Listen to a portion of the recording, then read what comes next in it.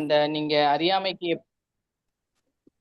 சரி, இன்னைக்கு என்ன கேள்வி நம்ம டிஸ்கஸ் பண்ணிட்டு இருக்கோம் அப்படின்னா, ஜீவாத்மா, பரமாத்மா, ஈஸ்வரன் எல்லா விஷயத்தையும் தெரிந்து கொண்ட நாம் இன்னும் கொஞ்சம் அதிலே ஆழமாக புரிந்து கொள்வதற்காக ஒரு கேள்வியை கேட்கிறேன். என்ன கேள்வின்னா, ஜீவாத்மா என்பது பரமாத்மாவின் ஒரு சிறு துளியா அல்லது ஜீவாத்மாவும் பரமாத்மாவும் ஒன்றேவா என்பது கேள்வி. இப்போது உங்கள் பதில்கள் சொல்லலாம். இப்போ எனக்கு என்ன ஞாபகம் வருதுன்னா, நம்ம அறியாமைக்கு டிஸ்கஸ் பண்ணோம். யாருக்கு அறியாமை அப்படிங்கிற மாதிரி வரும்போது, இந்த பரபிரம்மத்துல இருந்து தான் நான் உருவாகிறேன். பிரம்மம்னு சொல்லலாம், ஆனா பிரம்மம்னு சொல்ல முடியாது. ஏன்னா பிரம்மம் வந்து உண்மையானது. நான் ஜீவசிருஷ்டி எடுத்துட்டா அங்க பொய்யும் இல்லை, உண்மையும் இல்லை, அந்த மாயை. அதனால பிரம்மம் அப்படின்னு சொல்ல முடியாது. ஆனா பிரம்மத்துல இருந்து தான் நான் அங்க வந்திருக்கேன். ஓகேவா? அப்புறம் ஒரு அங்கம் அப்படின்னு சொல்ல முடியாது. அங்கம் அப்படின்னா அந்த அங்கம் கூட உண்மையானதா தான் இருக்கும். உண்மையானதா இருக்கும்போது அங்க பொய் இருக்க, மாயை இருக்க வாய்ப்பு கிடையாது. பியூர் பிரம்மத்துல மாயை கிடையாது. அப்படி இருக்கும்போது உண்மையும் அல்ல, பொய்யும் அல்ல அப்படிங்கிற மாதிரி எனக்கு, அதான் மாயை தான் ஒரு அங்கம்னு சொல்ல முடியாது அப்படிங்கிற மாதிரி எனக்கு தோணுதுண்ணா. ஆனா அங்கம்னு சொல்லலாம், ஏன்னா அது இல்லாம நான் வர முடியாது. பரவாயில்ல, நல்லாவே திங்க் பண்ணிருக்கேன். வினோதினியினுடைய பதில் என்னவா அமைஞ்சிருக்கு அப்படின்னா, ஒரு பகுதியா பிரிக்க நான் விரும்பல. பரமாத்மாவின் ஒரு பகுதி ஜீவாத்மா அப்படின்னு சொல்லிட்டு அத்வைதத்தை நான் ரெண்டா உடைக்க விரும்பல, அதனால நான் பகுதின்னு சொல்ல மாட்டேன் அப்படின்ற ஒரு பதிலையும், அதுக்காக ஜீவாத்மாவும் பரமாத்மாவும் ஒன்றே அப்படின்னு எனக்கு சொல்ல தெரியல. ஏன்னா அதுக்கு என்னடா விளக்கம் கொடுத்த? நான் அது பரமாத்மா பியூரிட்டி. நான் பியூரிட்டி கிடையாது. ஜீவசிருஷ்டி எடுத்த பிறகு உண்மையும் இல்ல, பொய்யும் இல்ல, அந்த மாயை. அப்பனா ஒரு அங்கம் அப்படிங்கும் போது ஒரு அங்கம் எப்படி இதாகும்? உங்களுக்கு பியூரிட்டி இல்லாம இருக்கும். சரி, மாயை கடந்த நிலையில் அவர் இருப்பது பரமாத்மா, ஜீவாத்மா என்பது மாயையில் இருக்கின்றது. ஆதலால் என்னால பரமாத்மாவும் ஜீவாத்மாவும் ஒன்றுன்னு எனக்கு சொல்ல முடியல, ஒரு அங்கம்னு சொல்லி என்னால சொல்ல முடியல என்பது போல ஒரு பதிலை அமைத்திருக்கின்றால். மத்தவங்க வாங்க. நான் ட்ரை பண்றேங்கண்ணா.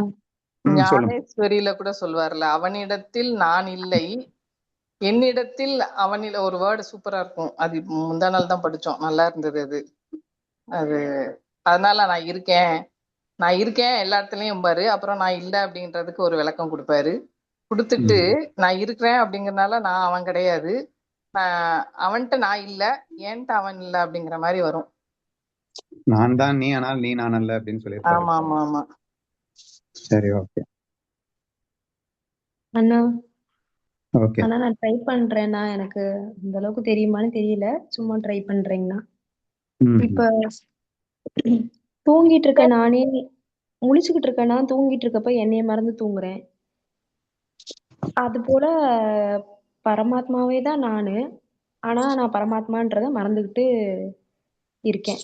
சும்மா நாச்சுக்கும் ஒரு கேம்காக, ஒரு ஃபன்காக ஜீவாத்மா கேரக்டர் போட்டுக்கிட்டு, இதுல என்னன்னா மாயை என்ன ரோல் பிளே பண்ணுதுன்னா, நான் பரமாத்மான்ற விஷயத்தையே மறக்க வைக்கிற இந்த பிளேவை மாயை பண்ணிட்டு, அதனால நான் பரமாத்மான்றதையே மறந்துட்டு ஜீவாத்மாவா இருக்கேன். இதுல எனக்கு இந்த எண்ணங்கள்ன்றது சுதந்திரம் மட்டும் இருக்கிறதுனால நான் இஷ்டப்படி அங்கிருந்து வெறியாகி நகர்ந்துகிட்டு இருக்கேன். ஆக மொத்தத்துல பரமாத்மாவே தான் நானு, ஆனா அந்த மாயையோட கலந்து இருக்கிற அந்த ஒரு வேரியேஷன் இருக்குதுண்ணா. பரமாத்மா தான், பட் மாயின் கலப்புல இருக்கு, மாயின் கலப்பு இல்லாம இருக்கு அப்படின்னு சொல்ல வர்றியா? ஆமாங்கண்ணா.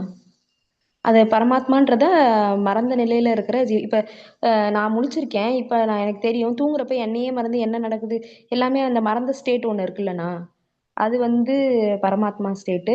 இந்த முழிச்சிட்டு இருக்கப்ப இருக்கிற ரெண்டுமே நான் ஒண்ணு தானங்கண்ணா. அந்த ரெண்டு வேரியேஷன்ஸ் இருக்குல்ல, அது போலதான் இது அப்படின்ற மாதிரி எனக்கு சரி, தோணுதுங்க. ஓகே, அப்படியே எடுத்துக்கலாம். சோ மாயையின் கலப்பில் இருப்பது ஜீவாத்மா, மாயின் கலப்பில்லாமல் இருப்பது பரமாத்மா. அந்த லெவல்ல டிஃபரன்ஸ் இருக்கு அப்படின்னு சொல்ல வர்றேன். அப்ப அங்கம்ன்ற பாயிண்ட்டுக்கு நீ போக விரும்பல அப்படின்னா? அத பத்தி எனக்கு பார்ட் ஆஃப் சொல்ல பரமாத்மா தெரியல. அப்படிங்கறது சொல்ல விரும்பல. ஓகே. அப்படி இல்லைங்க, அப்படி சொல்லலைங்கண்ணா. அங்கம் அப்படி இல்லை, நானே தான் அது. அதை மறந்துட்டு இருக்க நானு. ரெண்டு டியூவல் ரோல் அந்த மாதிரி. சரி, ஓகேம்மா.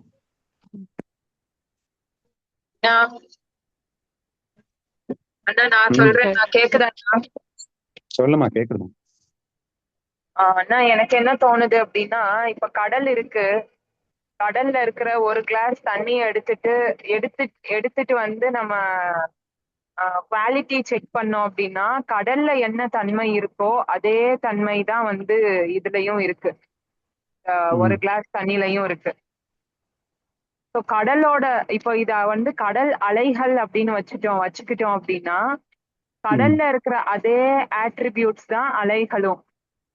ஆனா எப்ப அந்த அலை வந்து நான் வேற கடல் வேற அப்படின்னு நினைக்குதோ, அப்ப வந்து அது பரமாத்மா இல்லாம ஆயிடுது. பரமாத்மா இல்லாம ஆயிடுதுன்னா பரமாத்மா இல்ல அப்படிங்கிறது கிடையாது. பரமாத்மாவே மாயையில் சிக்கி கொண்டதா, இந்த உடலை மட்டும் நான் அப்படின்னு நினைக்கிறதா ஆயிடுது. பட் இப்ப கூட ஆட்ரிபியூட்ஸ் வந்து மாறிடுமா அப்படின்னா கண்டிப்பா மாறாது. ஏன்னா பரமாத்மா அப்படிங்கிறது அதிஷ்டானம். அதுவே ஒரு ரூபம் எடுத்துட்டு ஜீவாத்மாவா வந்திருக்கு. இப்ப கடலோட அந்த ஒரு அலை அப்படிங்கிறது தன்னை மறந்துருச்சு அப்படின்ன உடனே அது கடல் இல்ல, அந்த தண்ணி இல்ல அப்படிங்கிறது எப்படி ஆகாதோ, அந்த மாதிரி ஜீவன ஆன பின்பும் இது பரமாத்மா தான். ஆனால் இந்த ஜீவன் நினைத்து கொள்கிறது நான் பரமாத்மா இல்லை, நான் இந்த ஜீவன் அப்படின்னு எனக்கு தோணுதுண்ணா.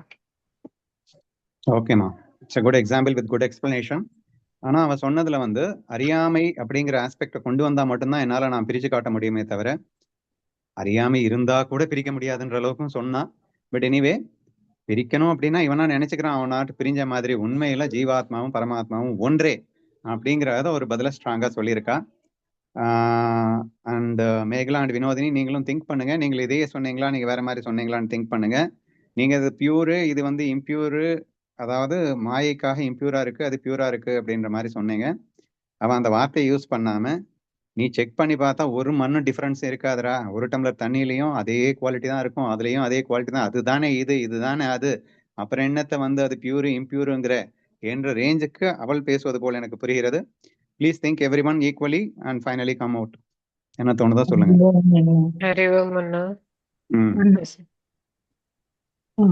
சரி சொல்லுங்கக்கா. நானும் அந்த எக்ஸாம்பிள் தான் நினைச்சு வச்சிருந்தேன். தீபிகா சொல்லிட்டா. பரமாத்மா அப்படிங்கிறது இந்த வந்து எக்ஸாம்பிள் தான் நினைச்சு வச்சோம். சரி, ஓகே ஓகே, சரி வித்யா சொல்லு. அதான் பரமாத்மாங்கிறது வந்து அந்த சச்சித் ஆனந்தம், அதுதான் எல்லாமே இருக்குது அப்படின்னு சொல்லிட்டு இருக்கோம். அதனோட இது பார்க்கும்போது அது வந்து அந்த சூப்பர் கான்சியஸ், அந்த சூப்பர் எனர்ஜியோட இருக்கிறது, அந்த ஹை கான்சியஸோட ஹையர் எனர்ஜி, ஹையர் கான்சியஸ்ல இருக்கிறது. பட் ஜீவன் அப்படின்னு பார்க்கும்போது, ஜீவன் வந்து இந்த சூரியன் எப்படி கண்ணாடியில பட்டு ரிஃப்ளெக்ட் ஆகுது, அந்த மாதிரி இந்த ரிஃப்ளெக்டட் கான்சியஸ் தான் ஜீவன் அப்படின்னு பார்க்கும்போது இது வந்து லிமிட்டட் கான்சியஸா இருக்குது. ஆனா என்ன சொல்ல வரேன்னா, அந்த சூரியனே தான் இந்த கண்ணாடியில பட்டு ரிஃப்ளெக்ட் ஆகுதுன்னு சொல்ல முடியுமே தவிர, இந்த ரிஃப்ளெக்ட் ஆகிற வெளிச்சமும் அதுவும் வேறன்னு சொல்ல முடியாது. அப்படின்னு சொல்லும்போது ஜீவனும் பரமாத்மாவும் ஒண்ணுதான் அப்படின்னு வருது. இங்க லிமிட்டட் கான்சியஸா, லிமிட்டட் எனர்ஜியா அது வர்றதுனால அந்த அதனோட ஒரு துளியா வந்து வேறுபடுற மாதிரி தெரியுதே தவிர, உண்மையில வந்து அந்த ரெண்டும் ஒண்ணுதான். அவ சொன்ன மாதிரி அலையும் ஒரு கடலும் வச்சுட்டோம்னா, இந்த ஒரு டம்ளர், ஒரு சின்ன ஒரு குவளையில கொஞ்சம் தண்ணி எடுத்தாலும் அந்த கடல்ல இருக்க தண்ணியும் அதுல அளவுலையும் சக்தியிலையும் வேணா வேறுபடலாம். இது தெரியலாம், வேறுபடுற மாதிரி தெரியுது, ஒரு துளியா தெரியுது. ஆனா உண்மையில அந்த தன்மைன்னு பார்க்கும்போது அந்த ரெண்டும் மாறாதது ஒன்னேதான். அப்படின்னு பார்க்கும்போது ரெண்டும் ஒண்ணுதான் சொல்லணும் அப்படின்னு சொல்லுங்க. ரெண்டும் ஒண்ணுன்னு சொல்லிட்ட வித்யா. ரெண்டும் ஒண்ணுதான். பட் வந்து இது வந்து ஒரு பரமாத்மாவின் சிறு பகுதி அப்படிங்கிற மாதிரி பிரிப்பியா மாட்டியா? லிமிட்டட் கான்சியஸ் மாதிரி வேறுபடுற மாதிரி அதுவே இப்படி வருதே தவிர அது வேறுபடுதுன்னு சொல்ல முடியாதுண்ணா.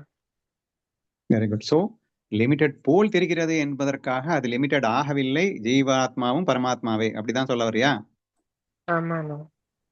ஸோ அது போல் தெரிகிறது என்பதுதான் சொல்வேனே தவிர அது லிமிட்டெட் ஆகவில்லை, உண்மையில் லிமிட்டெட் ஆகவில்லை, அது சும்மா நாச்சுக்கும் லிமிட்டெட் போல் தெரிகிறது, அப்படித்தானே சொல்ல வர? ஆமாண்ணா. கன்ஃபியூஸ் ஆகிறேன்னா தெளிவா சொல்லுமா? ஆமாண்ணா, லிமிட்டடா நமக்கு சும்மா மாயையில லிமிட்டட் மாதிரி இருக்குதே காண்பிக்குதே தவிர உண்மையில அது வந்து ரெண்டும் ஒண்ணுதான் அப்படின்னு சொல்ல வரேன். வெரி குட், ஸ்ட்ராங்கா சொல்லு எதுவா இருந்தாலும். Okay, next. அண்ணா அண்ணா, கௌரி ட்ரை பண்ணுமா? எனக்கு வந்து டவுட்டு சரி, ஓகேங்களா? இது கன்ஃபார்மெல்லாம் சொல்ல முடியாது. இப்ப தீபிகா சொன்னது, வித்யாமா சொன்னது தான் எனக்கு தோணுச்சு. ஸோ கடல்லேருந்து ஒரு துளி பிரிச்சு எடுத்தா அது எப்படி? ஆனா அதுவும் கடல் தானே, அதுவும் கடல் தண்ணி தானே. அப்பனா ஜீவாத்மாலேருந்து தான் நம்ம ஒரு துளி அப்படின்னு தோணுச்சு. ஆனா எனக்கு இன்னொரு ஒரு வகையில என்ன தோணுச்சுன்னா, ஒரு தாய் வந்து ஒரு கருவை சுமக்கிறா. ஸோ அவளுக்குள்ளதான் அது உருவாகுது. ஸோ அந்த கரு என்ன ஆகுது அப்படின்னா ஒரு ஸ்டேஜ்ல வெளியில வந்துருது. வெளியில வந்தக்கப்புறம் அவள் வேறு, தாய் வேறு, குழந்தை வேறு தான். ஸோ நான் இது ஏன் குழந்தை சொல்லிக்கலாமே தவிர இது நானுன்னு சொல்ல முடியாது எங்கேயுமே. ஸோ அந்த மாதிரி நான் வந்து இப்ப ஜெனட்டிக் ஜீன் எடுத்து பார்த்தாங்க, டிஎன்ஏ எல்லாம் ஒண்ணு போலதான் இருக்கும். டிஎன்ஏ, ரத்தம், ஹித்தம், கேரக்டர் எல்லாமே ஒண்ணுதான், ஈக்குவல் தான். ஆனால் நான் அப்படின்னு சொல்ல முடியாது அப்படின்னு எனக்கு இது டவுட் தான் இருக்கு. பட் நம்ம பரமாத்மால இருந்து ஒரு துளியா இல்ல அப்படின்றது நீங்க சொல்லணும், எனக்கு டவுட் அப்படின்னு கேக்குறேன்.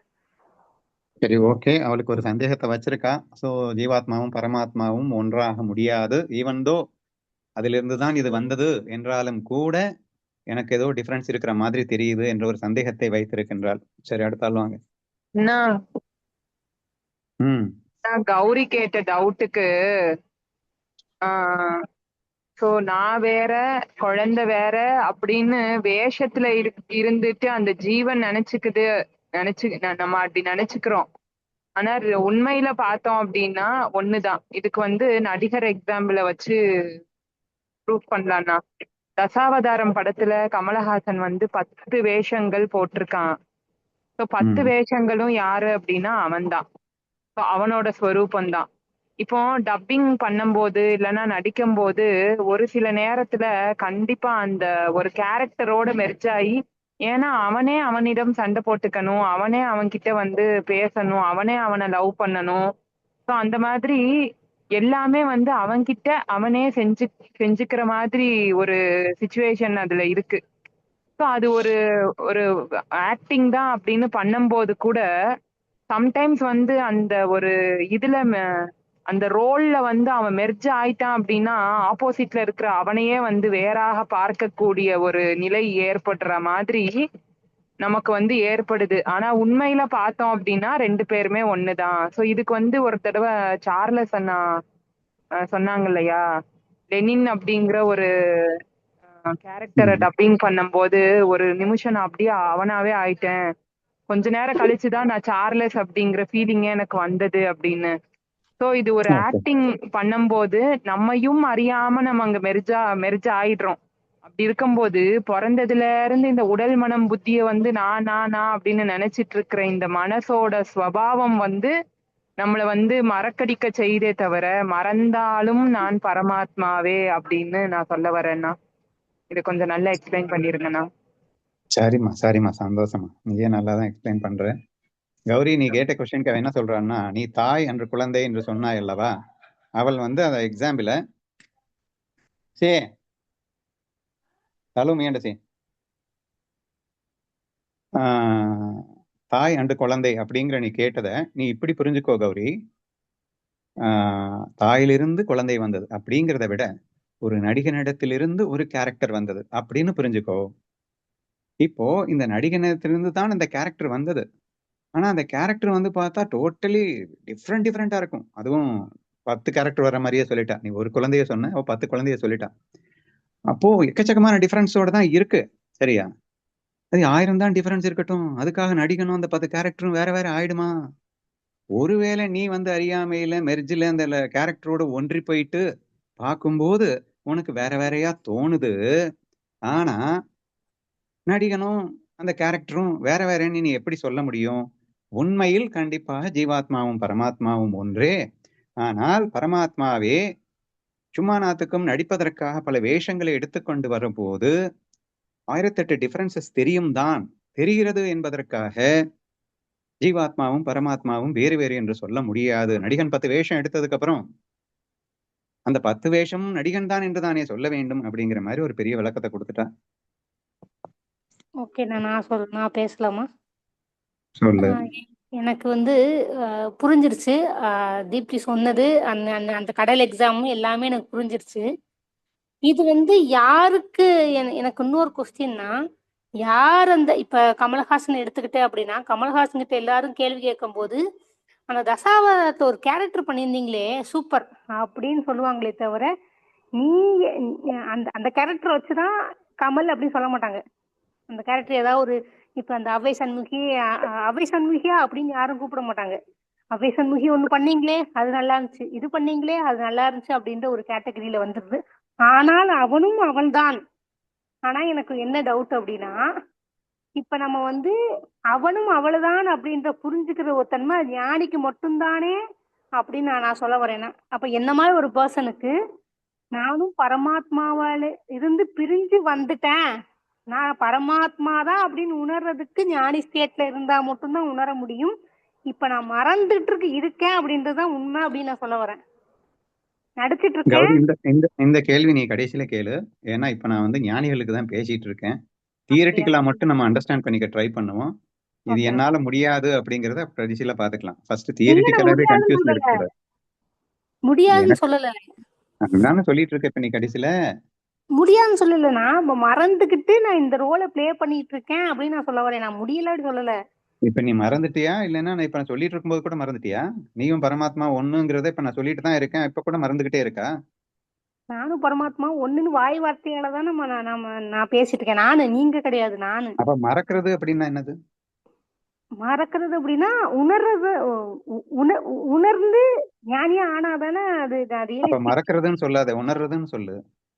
சரி, நான் அதான் மறக்கிறேன். சரி, உணர்றது. உணரலையில அப்படின்னா நான் பரமாத்மால இருந்து ஒரு அங்கம் தானே. உணர்ந்தாதானே பரமாத்மால உணர்ந்துட்டா மெர்ஜ் ஆயிரும். அததான் சொன்னேன். நீ இன்னும் உணரல இருக்கட்டும். உணர்றத பத்தி அப்புறம் பாத்துக்கலாம். முதல் புரிதல் இருக்கா? புரிதல் ஜீவாத்மாவும் பரமாத்மாவும் ஒண்ணு புரிதல் இருக்கா? கொஞ்சம் தானே இருக்கு. சரி, புரிஞ்சுக்கிறதுக்கு இப்ப ட்ரை பண்ணிட்டு இருக்கோம். ஓகேவா? சரிண்ணா.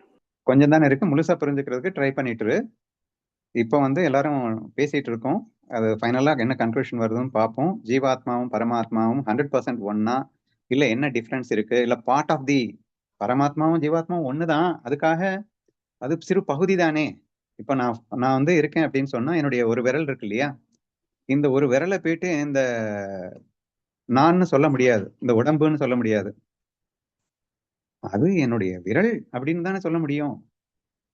பரமாத்மாங்கிறது ஒட்டுமொத்த உடலா எடுத்துக்கிட்டா ஜீவாத்மாங்கிறது ஒரு விரல் தானே அப்படிங்கிறது ஒரு சைடு வாதமா வந்துட்டு இருக்கு. சரியா? அது யாரும் இன்னும் சொல்லலன்னு நினைக்கிறேன். ஒரு பார்ட் என்று சொல்லலாமா அப்படிங்கிற கேள்வி கேட்டிருக்கேன். அது யாரும் இது வரைக்கும் ஒத்துக்கலாம்னு சொல்லல. ஜீவாத்மாவும் பரமாத்மாவும் ஒன்று என்ற அடிப்படையில வாதம் நல்லா போயிட்டு இருக்கு. அதுல குறிப்பா வினோதினியும் மேகலாவும் என்ன சொல்லியிருக்காங்கன்னா, மாயை உண்மை என்ற அடிப்படையில டிஃபரன்ஸ் இருக்கு அப்படிங்கிற ஆஸ்பெக்ட வச்சிருக்காங்க. அண்ட் தீபிகா அண்ட் வித்யா வந்து மாயை என்ற அடிப்படையில டிஃபரன்ஸ் இருந்தா கூட அதை டிஃபரன்ஸ்னு ஏத்துக்க வேண்டிய அவசியம் இல்லைன்ற ரேஞ்சுக்கு அவங்க பேசிட்டு இருக்காங்க. இப்ப அடுத்தால் வாங்க. சித்ரா ட்ரை பண்ணிட்டு இருக்கவா?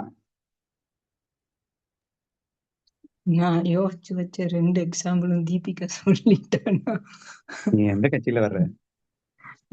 பிரம்மமும் ஜீவனும் ஒண்ணு அப்படிங்கிற அந்த இதுல ஆஸ்பெக்ட்ல கனவு வருவான். கனவு எக்ஸாம்பிள் வருமானா? கனவு அப்படிங்கிறது வந்து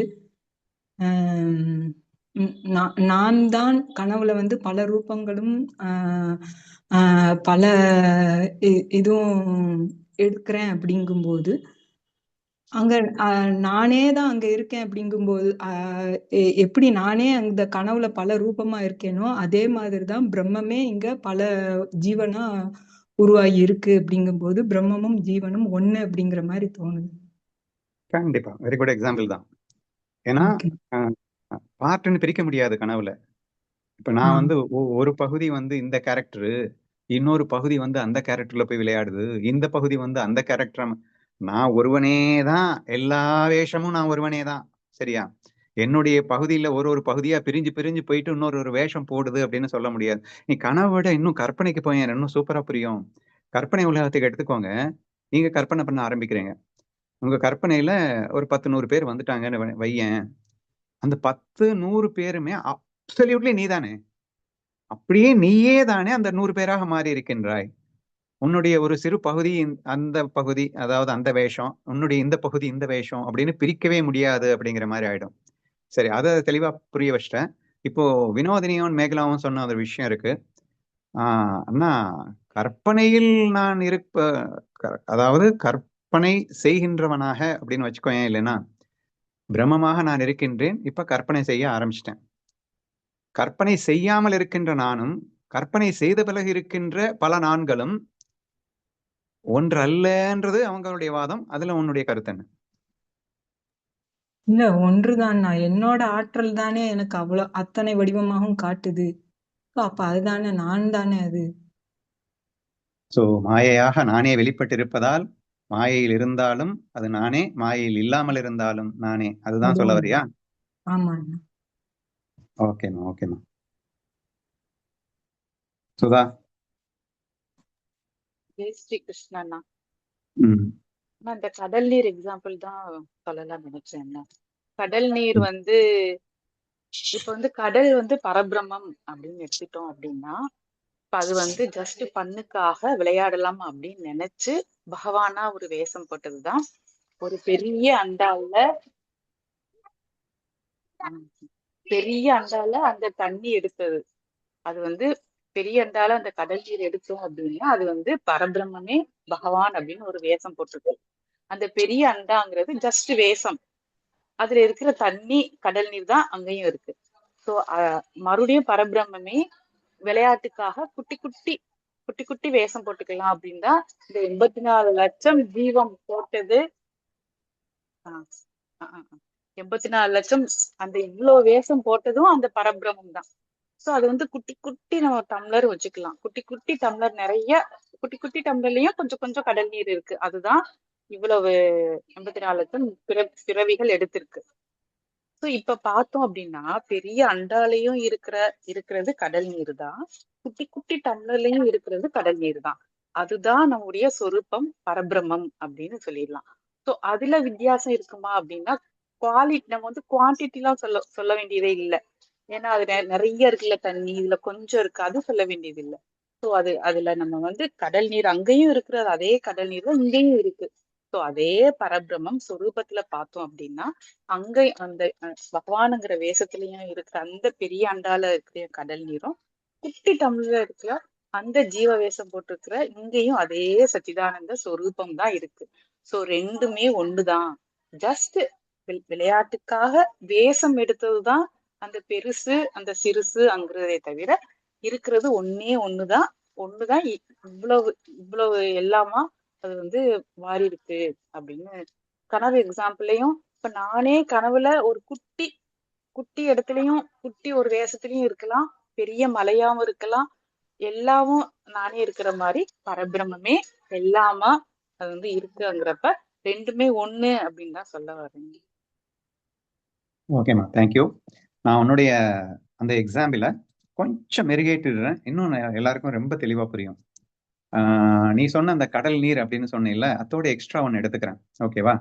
அந்த பரபிரம்மம் அப்படிங்கிறத சூரியனாகவும் பெரிய அண்டாக்குள்ள என்ன தெரியும்? அந்த சூரியன் தான் தெரியும். சரியா? அப்போ அந்த பரபிரம்மே அந்த பெரிய அண்டாக்குள்ள இருக்கு அப்படின்னு பாப்பீங்க. நெக்ஸ்ட் குட்டியா அவ சொன்ன மாதிரி குட்டி டம்ளர்ல இருந்து எக்கச்சக்கமான ஜீவராசிகள் அப்படின்னு சொல்லிட்டு நிறைய குண்டாசாலாம் வச்சிருங்க. சரியா? அப்படி குடங்கள் எல்லாம் வச்சதுக்கு அப்புறம் அந்த சூரியன் வந்து ஒரு பகுதி சூரியன் மட்டும் வந்து ஒரு டம்ளர்ல விழும், இன்னொரு பகுதி சூரியன் இன்னொரு டம்ளர்ல விழும் அப்படின்னு நீங்க சொல்ல முடியுமா? ஒட்டுமொத்த இவ்வளோண்டு குட்டியோண்டு கிளாஸ்ல கூட அந்த ஒட்டுமொத்த சூரியனின் பிரதிபிம்பம் தெரிய போகுது. ஈஸ்வரன்றது பெரிய அண்டான்னு சொன்னான். அந்த அண்டாக்குள்ளேயும் அந்த சூரியன் தான்.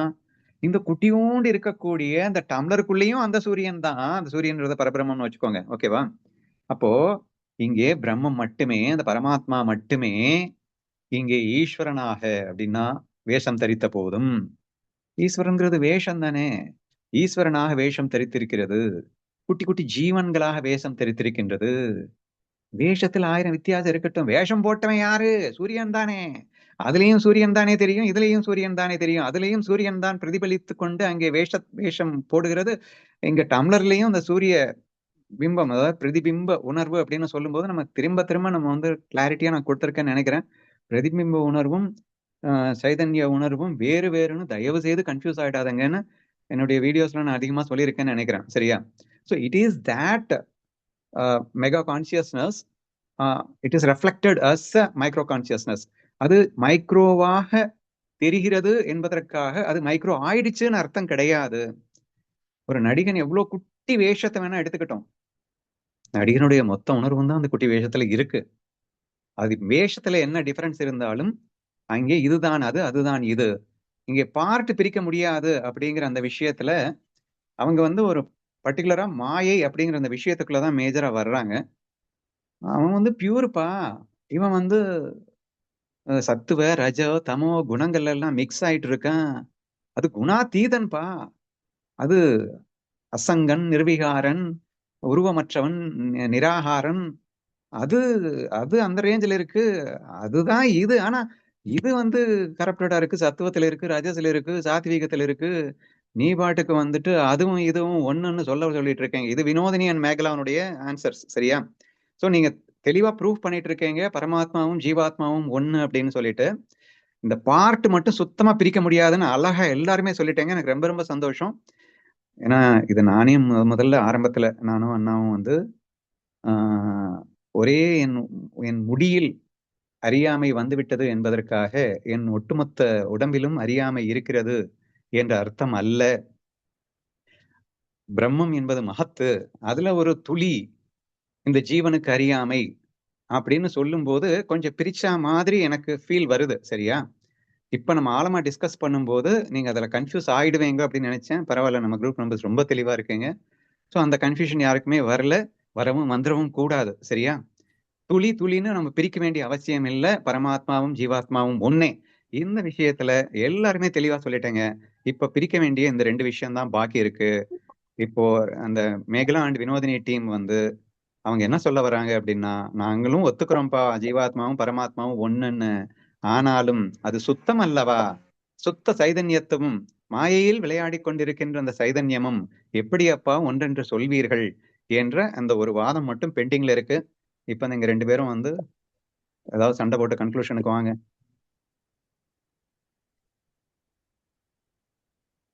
கேக்குதா? கேக்குது அண்ணா, கேக்குது, சொல்லு அண்ணா. நானு பாயிண்ட் வந்து இன்னும் இது ஒரு எக்ஸாம்பிள். நம்மளோட உடம்பு அப்படிங்கிறது வந்து பல்லாயிரக்கணக்கான செல்களால ஆனது. ஓகேவா? சோ ஆர்கன்ஸ், மசில்ஸ் அப்படின்னு எக்கச்சக்கமான விஷயங்கள் நம்ம உடல்ல இருக்கு. நம்மளோட முழு உடல் தான் பரமாத்மா அப்படின்னு வச்சுக்கிட்டோம் அப்படின்னா, ஒவ்வொரு ஆர்கன்ஸ், ஒவ்வொரு மசில்ஸ், அதோட ஃபங்க்ஷன் எல்லாமே வந்து டிஃப்ரெண்டா தான் இருக்கும். மாதிரி வந்து இந்த வேஷங்கள் அப்படிங்கறத வந்து நம்மளோட அங்கங்களாவும், இந்த முழு உடலை நம்ம பரமாத்மாவு அப்படின்னும் நம்ம வச்சுக்கிட்டோம் அப்படின்னா, இப்ப பஞ்ச கோஷங்கள் அப்படின்னு நம்ம பேசுறோம். அந்த பஞ்ச கோஷங்கள் ஒவ்வொன்னும் வந்து எங்க ஒளிஞ்சிருக்கு? எல்லா செல்லையுமே ஒளிஞ்சிருக்கு. இப்ப லங் செல்ஸ்ல பார்த்தோம்னா பஞ்ச கோஷம் இருக்கும், ஹார்ட் செல்ஸ்ல பார்த்தோம்னா பஞ்ச கோஷம் இருக்கும், மசில்ஸ்ல, ஸ்கெலட்டன்ல எல்லாத்துலயுமே ஒவ்வொரு செல்லையுமே வந்து இந்த பஞ்ச கோஷம் அப்படிங்கிறது அடங்கிதான் இருக்கும். இப்போ என்னோட ஒரே ஒரு செல்லை வெளியெடுத்து டெஸ்ட் பண்ணா என்னோட ஆட்ரிபியூட்ஸ் என்னவோ, என்னோட அன்னமயம், என்னோட பிராணமயம், என்னோட மனோமயம், விஞ்ஞானமயம் தான் அந்த செல்லையும் இருக்கும். ஓகே. பண்ணும். நீ இவ்வளவு நேரம் சொன்னது வந்து பகுதியாக பிரிக்க முடியாது அப்படிங்கிறதுக்கு நல்ல விளக்கமாக எடுத்துக்கொள்ளலாம். ஆமா ஆமா, பிரிக்க வினோதினி and முடியாது. மேகலா. அது ஓகே. மாயைக்காக மாயையில வந்து பகுதியா தெரியுது அப்படின்னு வினோதினி அக்காவும் மேகலாவும் சொல்றாங்க இல்லையா? இல்ல பகுதி அவங்க ஒத்துக்கலடா. பகுதின்லாம் அவங்க சொல்லல. அவங்க கேக்குறது என்னன்னா, இது சுத்தம், அது வந்து அசுத்தம்.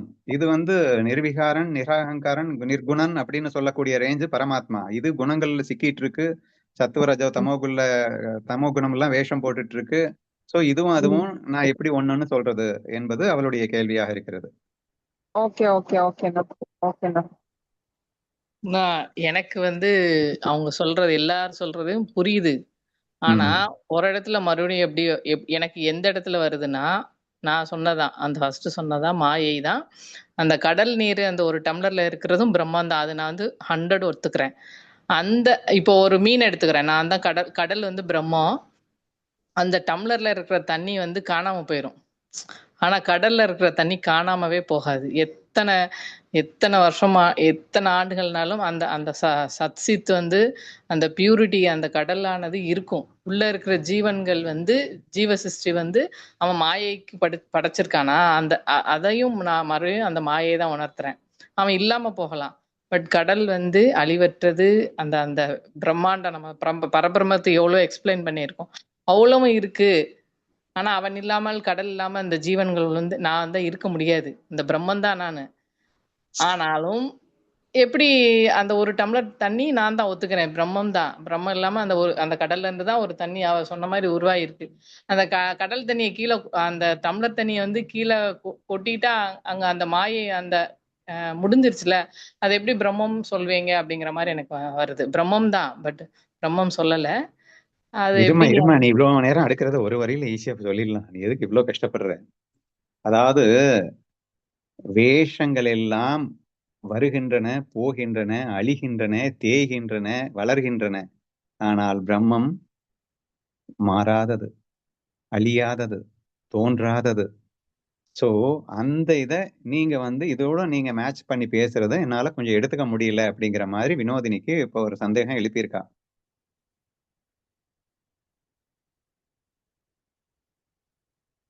ஆனா அழிவுன்றது உடம்புக்கு மட்டும்தானங்கண்ணா, நம்ம ஆத்மாவுக்கு கிடையாது இல்ல. இது போய் அங்க merge ஆயிட்டா merge ஆகிறது தானேண்ணா வேலை. இது வந்து சும்மா இது ஒரு மாயைக்கான ஒரு விளையாட்டு தானேண்ணா. இந்த பர்த் டெத்து இதெல்லாம் இது அவ்வளோ இம்பார்ட்டன்ட் இல்லைங்கண்ணா. நீ என்ன சொல்ல வர? வினோதினிக்கு எகென்ஸ்டா பேசுறியா, ஆதரவா பேசுறியா? இல்ல ஆதரவா தானே நான் ஃபர்ஸ்ட் அந்த இது ஓகேண்ணா. இந்த பாயிண்ட் வந்து அது சரி எனக்கு ஒத்துக்கிற மாதிரி இல்லைங்கண்ணா. இப்ப லாஸ்ட் சொன்ன சரி, பாயிண்ட் நீ சொன்னதை நான் சொல்லவா? நீ இதைதான் நினைக்கிறியான்னு மட்டும் சொல்றியா? சொல்லுங்கண்ணா. அதாவது வேஷம் அழியும் போகும் எல்லாம் இருக்கட்டும். ஆனா வேஷம் அழியும் வரும் போகும் அப்படிங்கிறதுக்காக வேஷம் போட்டவன் மாறிடுவானா? வேஷத்துல இருந்தது அதுதானே, நடிகன் தானே இருந்தான். இப்ப நடிகன் போடல, இந்த வேஷத்தை எடுத்துக்கல, அந்த வேஷத்தை மாத்திக்கிட்டான் அப்படிங்கிறதுக்காக அது நடிகன் இல்லைன்னு ஆயிடுமா? அது நடிகன் தான்மா அப்படிங்கிற மாதிரி நீ சொல்ல வரியா? கரெக்ட்ண்ணா. இது சும்மா தானுங்கண்ணா. அது இது பெர்மனன்ட் தான். இது ஒரு சும்மா மாயைக்காக மாறிக்கிட்டே இருக்குது. நீங்க சொன்ன மாதிரி அந்த வேஷங்கள் தான் மாறிக்கிட்டே இருக்கு. பட் அது பெர்மனன்ட் தானேங்கண்ணா. அது ஓகேமா, நீ சொன்ன வாதத்தை இப்படி வச்சுக்கலாமா? அவ என்ன இதுதாங்க கேக்குறா? இது அழியும், அது மறையும், இது தேயும், ஆனால் பிரம்மமும் அது மாறாதது, அழியாதது அப்படின்னு சொல்லக்கூடிய அந்த மாதிரி ஒரு விஷயத்துல சொல்லக்கூடியதை கொண்டு வந்து இதுல மிக்ஸ் பண்றீங்கன்னு கேட்டா அதுக்கு நான் ஒண்ணு சொல்றேன். சொல்லு. வினோதினிகாவோட கொஸ்டினுக்கு நீங்க ஃபர்ஸ்ட் ஹையர் நாலேஜ் சொல்லும் போது சொல்றீங்க இல்லையா, energy can neither created nor be destroyed, it may transfer in form to form அப்படின்னு சொல்லி. ஓகே, அதுதான் இதுக்கு வந்து எக்ஸ்பிளனேஷனா இருக்குண்ணா. இப்போ உடல் வந்து பிறக்குது, அழியுது, மண்ணோட மண்ணா மக்கி போகுது, புழுவாகுது. இந்த மாதிரி அந்த எனர்ஜி வந்து டிரான்ஸ்ஃபார்ம் ஆயிட்டே தானே இருக்கு. நீங்க ஒரு சேர் எக்ஸாம்பிள் சொல்றீங்க இல்லையா, ஹீட் எனர்ஜி தான் சேரா இருக்கு. சோ அந்த ஓகேம்மா, பொட்டன்ஷியல் அண்ட் கைனடிக் எனர்ஜி அந்த இது சொல்றேன்னா கேக்குதாண்ணா? புரியுதுமா, நல்லா புரிஞ்சிருச்சுமா. சோ அவன் என்ன சொல்ல வரான்னா, energy can neither be created nor be destroyed. பிரம்மம் என்பது உருவாக்கவும் முடியாது, அழிக்கவும் முடியாது. ஆனால் பிரம்மமே it can be transformed into one form into other என்ற அந்த law of conservation of energy அப்படிங்கிற அடிப்படையில் பார்க்கும்போது பிரம்மமே பல்லாயிரக்கணக்கான உருவங்களை எடுக்கலாம் அப்படின்னு சொல்லும்போது, இங்கே எனர்ஜி டிரான்ஸ்ஃபர் ஆகுது அப்படின்னு சொல்லும்போது பரமாத்மா ஜஸ்ட் உருவத்தை தான் மாற்றிக்கொண்டிருக்கின்றான். அதற்காக பரமாத்மா இல்லை என்று ஆகிவிடுவானா? when it is keep on transferring, அதாவது ஒண்ணு உருவாகுது ஒண்ணு அழியுது அப்படின்னு உருவாகுது அழியுதுன்னு சொல்லாத, மாறுது. இந்த பரமாத்மா இப்படி இருந்தது, பரமாத்மா அப்படி இருந்துக்குது, பரமாத்மா இப்படி இருந்துக்குது, பரமாத்மா அப்படி இருந்துக்குது. ஆக எங்கேயும் எப்போதும் எங்கும் பரமாத்மா இருந்து கொண்டேதான் இருக்கிறது. அதனால் மறையுது தோன்றுது அழியுது என்ற கருத்தை நாம் ஏற்றுக்கொள்ள வேண்டிய அவசியம் இல்லை. இருப்பது பரமாத்மா ஒன்றே. மாயையில் என்றாலும் சரி, மாயை இல்லை என்றாலும் சரி, அங்கே பிரம்மம் மட்டுமே, பரமாத்மா மட்டுமே இருக்கிறது என்று தீபிகா சொன்னதாக புரிந்து கொள்ள முயற்சி செய்யுங்கள். எதிர்வாதம் இருந்தாலும் வரவேற்கப்படுகிறது. ஆனா எனக்கு ஆன்சர் சொன்ன மாதிரி இருக்கு. அதாவது இப்போ ஒரு மரம் இருக்கு, நாளைக்கு போனா இருக்காது, டிரான்ஸ்ஃபர் ஆகி ஒரு கட்டிலாவோ ஒரு மேஜையாவோ இருக்கும். அதுதான் மாயங்கிறேன். அதை போய் எப்படி பிரம்மத்தை ஒப்பிடுகிறீங்க அப்படிங்கிறேன். அதான் பிரம்மத்தாலதான் உருவாச்சு, அதை நான் ஒத்துக்கிறேன் 100. அந்த மாயை பிரம்மத்தோட அததான் நான் கொஸ்டினாவே வச்சிருக்கேன். மாயை எது? உதாரணம் ஒண்ணு சொல்றேன். அந்த சக்தி அழித்து இன்னொராக ஆகுது. இப்போ நானும் அப்படிதான். இப்போ என்னுடைய கர்மா பாவ புண்ணிய ஜென்மத்தால அடுத்த இதுல வரும், மாறும். நான் அந்த கான்செப்ட் எடுக்கவே இல்லை. அந்த மாயையில நீங்க ஏன் அந்த சுத்த பிரம்மத்தோட ஒப்பிடுறீங்க அப்படிங்கிற மாதிரி. சிம்பிளா கேளுமா, ரொம்ப கஷ்டப்பட்டு கேக்குற. நீ கேக்குறத நான் ஒரு வரியில கேட்டுறேன் ஈஸியா. சோ இப்போதும் கூட மாயையை நீங்கள் பிரம்மத்தோடு ஒப்பிடுகிறீர்களே, பிரம்மம் மாறாதது அப்படின்னு நான் திரும்ப திரும்ப சொல்லிட்டு இருக்கேன். நீங்கள் மாறிக்கொண்டிருப்பதை கொண்டு பிரம்மத்தை கலக்காதீர்கள், இது மாயா என்று நான் சொல்லிக் கொண்டிருப்பதை ஏன் நீங்கள் வாங்க மாட்டீர்கள் என்பதுதான் வினோதினியின் வாதமாக மறுபடியும் வருகிறது. தீபிகா, நீ கொஞ்சம் ஸ்டாப் பண்ண, மத்தவங்களுக்கு சான்ஸ் கொடு. மத்தவங்க வாங்க. அண்ணா, திரைப்படம் எக்ஸாம்பிள் சொல்லலாமா அண்ணா? அதாவது இப்போ திரை இருக்கு அப்படின்னா அதுல படம் தெரியுது. இப்போ என்ன ஒரு மாற்றம் நடந்தாலும் அதுல சீன் பை சீன் வேற வேற மாற்றம் தான் தெரியுது. ஆனா அந்த மாற்றம் ஃபுல்லா திரை இல்லாம நமக்கு தெரியாது. ஸோ திரை தான் அங்க படமாவும் இதாகவும் தெரியுதே ஒழிய என்ன ஒரு மாற்றம் நடந்தாலும் அது திரை தான் அப்படி காமிக்குது. அப்படிங்கும்போது மாற்றம் தெரியற மாதிரி இருக்கு, ஆனா மாற்றம் இல்லை அப்படிங்கிறது அந்த மாதிரி வருமானா? we can take another good example. So அங்கே திரையை தவிர எதுவும் இல்லை என்றுதான் நான் வாதாடுவேனே தவிர, அங்கே தோற்ற மாத்திரமாக 1000 சேஞ்சஸ் இருந்ததுதான். அது உண்மையில இல்லவே இல்லை. ஆனா தெரியுது. அதை போயிட்டு கொண்டு வந்துகிட்டு இது வேற அது வேறன்னு சொல்லிட்டு இருக்கீங்க. உண்மையில் அந்த திரை மட்டுமே தான் இருக்கிறது. திரையே தான் டிஃபரெண்டா தெரிஞ்சிச்சு. யார் இல்லைன்னா அதுக்காக அது திரை இல்லைன்னு ஆயிடுமா? திரைதான்ப்பா, அதுவும் திரைதான்ப்பா. படம் இல்லாம இருக்கும் போதும், அதாவது மாயையின் கலப்பு இல்லாமல் அப்படின்னு வச்சுக்கோங்க திரை எக்ஸாம்பிள்ல. படம் ஓடும் போது அப்படின்னு வச்சுக்கோங்க மாயையின் கலப்பு அப்படிங்கிறது. ஸோ தேர்ஃபோர் அங்கே திரை மட்டுமே இருக்கிறது. படம் ஓடும் போதும் திரை மட்டும்தான், படம் ஓடாதப்பவும் திரை மட்டும்தான் இருக்கு. அதனால அதை டிஃபரன்ஷியேட் பண்ண வேண்டிய அவசியம் இல்லை என்று சித்ரா சொன்னதாக புரிந்து கொள்ள முயற்சி செய்யுங்கள். ஹரி ஓம், நான் பேசுறது கேக்குதா? சொல்லுங்க. இப்போ வினோ சொல்றால, அதுக்கு இப்போ நம்ம ஒரு வண்டி இருக்கு, இரும்பால, அது ஃபுல்லா இரும்பால தான் பண்ணது. ஒரு இரும்பு இருக்குன்னா அது பரமாத்மா. அந்த இரும்புல இருந்து நம்ம உருவாக்குறோம். அந்த இது உட்கார்றது, அந்த கம்பி எல்லாமே அந்த இரும்பால தான் பண்றோம்னா விதவிதமா பண்ணி பண்றோம். அதுக்கு பிறகு அது ரொம்ப நாள் ஆகி அதை அழிக்கும் போது நம்ம அதையும் அவன் எடுத்து எடுத்து உருக்கி இன்னொரு இதா பண்றான். அதே மாதிரிதான் அது பரமாத்மா பரமாத்மாவே தான் இருக்கு. அந்த மாயையில நம்ம இப்படி மாத்தி மாத்தி இது பண்ணி நம்ம இது பண்றோம். எல்லாம் ஒண்ணுதான். ஓகேமா, சொல்லலாமா? யாராவது ஞானேஸ்வரி வச்சிருந்தீங்கன்னா 14th சாப்டர் வேற லெவல்ல லட்டா எக்ஸாம்பிள் கொடுத்திருப்பாரு. பரமாத்மாவும் ஜீவாத்மாவும் ஒன்று அப்படிங்கிறது கட்சிக்காரங்களுக்கு யூஸ் ஆகிற மாதிரி இது யாராவது புரட்ட முடிஞ்சா இந்த தருணத்துல ரொம்ப யூஸ்ஃபுல்லா இருக்கும். 14வது அத்தியாயம் ஒரு எக்ஸாம்பிள் எனக்கு ஞாபகம் இருக்கு. ஒரு துணியிலிருந்து நூல் நூலாக பிரித்து வைக்கப்பட்ட பின் தான் அது நூல் என்று நான் ஏற்றுக்கொள்வேன் என்பது அவசியம் அல்ல. அது ஒரு துணியாக பேண்டாக இருக்கும் போதே அதை நூல் என்பதை நாம் அனுபவிக்க முடியும் பக்கம்னா அப்படிங்கிற ரேஞ்சில வந்து சூப்பரா சொல்லியிருப்பாரு. அதை யாராவது எடுங்க. ஆனா 636வது பக்கம் நான் ஞானேஸ்வரியில அது. அப்படியா? அந்த அளவுக்கு பின் பாயிண்டா வச்சிருக்கியா? புரட்டுங்கம்மா, ஆமாண்ணா. யாராவது புரட்டி படிங்கம்மா. ரத்தினமும் ஒளியும் வேறு வேறு இல்லையோ, பாலே உறைந்து நெய்யாவது என்ன? ஆமா, பாலே உறைந்து நெய்யாவது போல, அதுதானே? ஆமாப்பா, படிக்க சொல்ல முதல்ல. யாராவது எடுங்க. எடுக்கிறீங்களா யாரு? எடுத்தாச்சுண்ணா. வெரி குட், படி.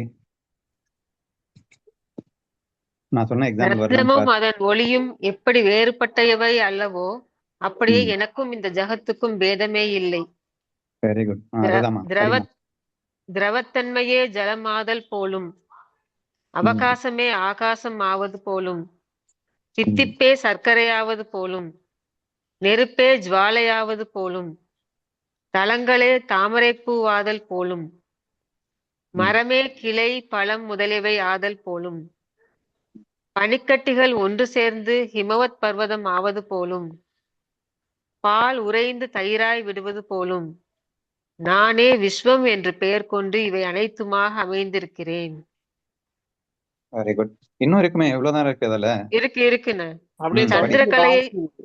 அப்படியே தொடர்ந்து சந்திரகலையை நான் வாசிச்சதும் வரும், நான் சொன்னதும் வரும் ஓகே ஓகே, பின்னாடி. படிக்கட்டும். இரு இரு.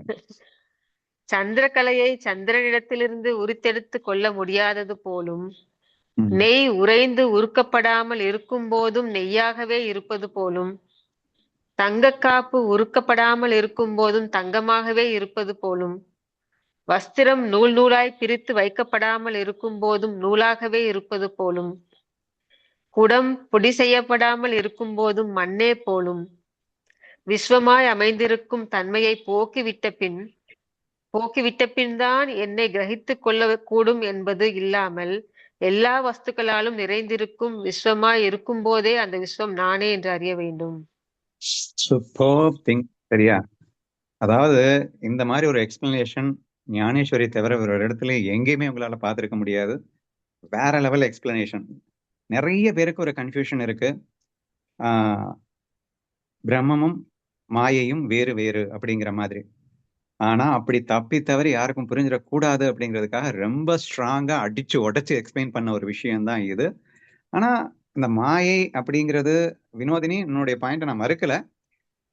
வினோதினி என்ன பாயிண்ட் பர்டிகுலரா சொல்ல வர்றா அப்படின்னா, பிரம்மமும் மாயையும் நீங்கள் ஒன்று என்று எப்படி ஏற்றுக்கொள்ள முடியும்? ஏன்னா அது சுத்தம். இது வந்து தத்துவ ரஜோ தமோ குண மிக்ஸ்அப்ல இருக்கு. அதை போயிட்டு நீங்க இதை போயிட்டு ஒண்ணுன்னு சொல்றீங்களே என்ற அந்த விஷயத்தை அவள் கோடிட்டு காட்டுகிறாள். அதையும் ஞானேஸ்வரில சொல்லியிருக்குதான், இல்லைன்னு இல்லை. பட் இது எப்படி புரிஞ்சுக்கணும் அப்படிங்கிறதுக்காக மட்டும் அப்படியே நான் ஸ்டார்ட் பண்றேமா. அப்படியே நான் என்னுடைய வியூ பாயிண்ட்ஸ் அப்படியே ட்ரை பண்றேன். நான் நிறைய கொஸ்டின்ஸ் வச்சிருந்தேன், பட் அதெல்லாம் நாளைக்கு நான் கண்டினியூ பண்றோம். இப்போதைக்கு அந்த இவ கேட்டார்ல கௌரி, எனக்கு வந்து அனுபவம் உணர்வுபூர்வமா புரியலையே அப்படின்னு சொன்னான். நம்ம வந்து வெறும் தியரிட்டிக்கலா புரிஞ்சுக்கிறதுக்காக மட்டும் டிஸ்கஸ் பண்ணல, உணர்வு பூர்வமா அனுபவிக்கணும்ன்ற ஒரு நோக்கத்துக்காக தான் ஒவ்வொரு நாளும் டிஸ்கஸ் பண்ணிட்டு இருக்கோம். பட் பேசிக்கலி தியரிட்டிக்கலி புரிதலே நமக்கு இல்லை அப்படின்னா உணர்வுபூர்வமா எங்க போய் அனுபவிக்கிறது? அப்போ முழுமையான புரிதலுக்காக முதலில் ட்ரை பண்ணு அப்படின்னு சொல்லிட்டு தான் அவளை ஸ்டாப் பண்ணிட்டு நம்ம புரிதலுக்காக இங்க ஆரம்பிச்சிருக்கோம். எனக்கு ரொம்ப ரொம்ப ரொம்ப ஹாப்பியா இருக்கு. எல்லாருமே வேற லெவல்ல நம்ம அனலைஸ் பண்ணிருக்கீங்க, அண்டர்ஸ்டாண்ட் பண்ணி வச்சிருக்கீங்க. ஜீவாத்மாவும் பரமாத்மாவும் ஒன்றே அப்படிங்கிற அந்த உச்சகட்ட அத்வைத தத்துவம். சரியா?